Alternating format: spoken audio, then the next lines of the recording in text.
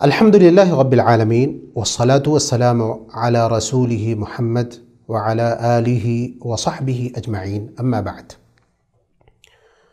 ہم مسلمان ہیں، مسلمان ہونے کے ساتھ انسان بھی ہیں، اور انسانوں کی فطرت یہ ہے کہ ان سے گناہ سرزد ہوں گے، بلکہ کوئی بھی انسان ایسا نہیں ہے سوائے انبیاء کو چھوڑ کر کے جو معصوم ہے، سب سے غلطی ہونی ہے۔ لیکن غلطیوں کے سرزد ہونے کے بعد اگر ایک مسلمان ہے تو اس کے اندر ندامت کا احساس ہوگا، شرمندگی ہوگی، اپنے آپ کو کوسے گا کہ ہم نے برائی کر لی۔ لیکن یہی اگر دوسرا رخ اختیار کر لے جائے، کوئی شخص یا تو کھلے عام برائی کرے، کھلے عام گناہ کا کام کرے، یا چھپ کر کے گناہ کر کے باہر آ کر کے لوگوں کو بتلائے کہ میں نے فلاں فلاں گناہ کیا ہے، تو یہ شریعت کی نظر میں بڑی مبغوض چیز ہے۔ کیونکہ پہلی چیز یہ کہ گویا کہ انسان کو اللہ کا خوف نہیں ہے، اور دوسری بات یہ کہ گناہ کرنے والا چاہتا یہ ہے کہ اس کے اس گناہ میں سارے لوگ شریک ہو جائیں، وہی گناہ سارے لوگ کرنا شروع کر دیں، دوسروں کے شوق کو بڑھانا گناہوں کے لیے، یہ بڑی معیوب چیز ہے۔ قرآن کریم میں تو بڑی سخت وعید ہے اس سلسلے میں، ان الذین یحبون ان تشیع الفاحشۃ فی الذین آمنوا لہم عذاب علیم فی الدنیا والآخرہ۔ اللہ تبارک و تعالیٰ نے فرمایا کہ جو لوگ یہ پسند کرتے ہیں کہ ایمان والوں کے درمیان گناہ، غلط کام پھیلے، تو ان کے لیے دنیا اور آخرت میں سخت عذاب اللہ نے رکھا ہے۔ تو ہمارے سامنے جو حدیث ہے وہ اسی سلسلے کی حدیث ہے۔ آپ صلی اللہ علیہ وسلم نے ارشاد فرمایا، بخاری اور مسلم کی روایت ہے، کہا کل امتی معافا الا المجاہرین، ہماری امت کے سارے لوگوں کے لیے معافی ہے، گناہوں سے چھٹکارا ہے، لیکن وہ لوگ جو کھلے عام برائی کرتے ہیں، گناہ کا کام کرتے ہیں۔ پھر آپ صلی اللہ علیہ وسلم نے اس کی تفصیل بعد میں بیان کی۔ تو کھلے عام برائی کرنے کی دو صورتیں ہو سکتی ہیں، ایک صورت کا تذکرہ حدیث میں موجود ہے، اور دوسری صورت جو ہے وہ انسان کو ویسے بھی سمجھ میں آ سکتی ہے۔ پہلی صورت یہ ہے جو اس حدیث میں جس کا ذکر ہے کہ ایک آدمی رات میں کوئی غلط کام کیا،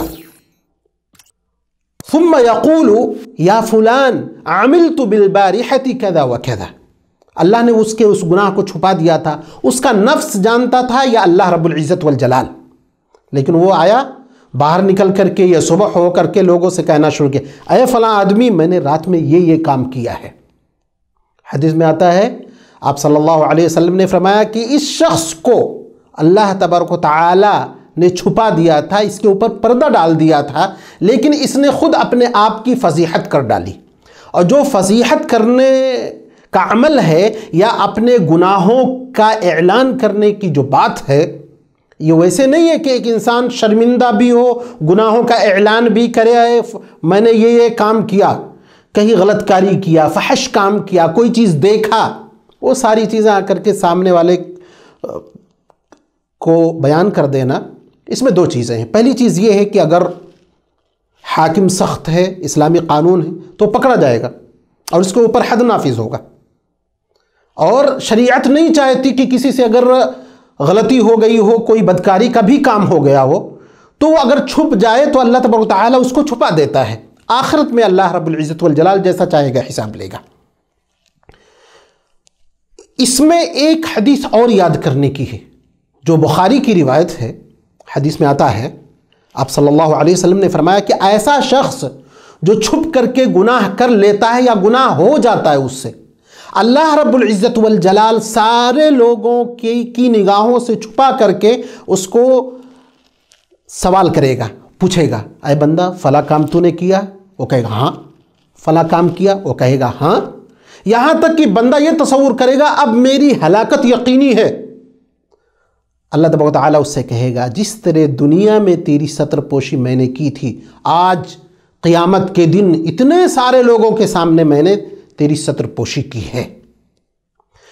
تو اس سے ہم کو یہ معلوم ہوا کہ گناہ سرزد ہو جائے یا نفسانی خواہشات کے تئیں ایسا کوئی کام کر لیں جو معیوب ہو، شریعت کی نظر میں وہ غلط ہو، تو ہم کو اس کو لوگوں کے سامنے بیان نہیں کرنا چاہیے۔ لیکن اس میں ایک بات کا اور دھیان رکھنا چاہیے کہ کچھ لوگوں کی عادت یہ ہے کہ وہ تنہائی اسی لیے تلاش کرتے ہیں کہ کوئی گناہ کر سکے، ان کی عادت، ان کی فطرت میں یہ چیز شامل ہو جاتی ہے۔ تو ان کو ثوبان رضی اللہ عنہ کی وہ روایت یاد کر رکھنی چاہیے جو ابن ماجہ وغیرہ دوسری روایتوں میں ہے۔ آپ صلی اللہ علیہ وسلم نے فرمایا کہ ایسے لوگ ہوں گے جن کے ساتھ نیکیوں کا ڈھیر ہوگا، اللہ اس کو فجعلہ ھباء منثورا، اللہ اس کو ریزہ ریزہ کر دے گا، مٹی کر دے گا۔ کون لوگ ہیں؟ اذا خلوا بمحارم اللہ انتہکوہا، جب وہ اکیلا پن پاتے ہیں اور اس تلاش میں رہتے ہیں کہ ان کو تنہائی ملے، گناہ کرنا شروع کر دیں۔ تو ان لوگوں کو بھی بچنے کی ضرورت ہے اور اپنی اس فطرت اور عادت سے کنارہ کشی کرنے کی ضرورت ہے۔ تو یہ چند باتیں اس حدیث میں تھیں۔ اللہ تبارک و تعالیٰ سے دعا ہے کہ اللہ تبارک و تعالیٰ ہمیں ظاہری، باطنی، خفیہ ہر طریقے کے گناہ سے بچائے۔ اللہ رب العزت والجلال ہمیں نیک عمل کی توفیق عطا فرمائے۔ وآخر دعوانا الحمد للہ رب العالمین۔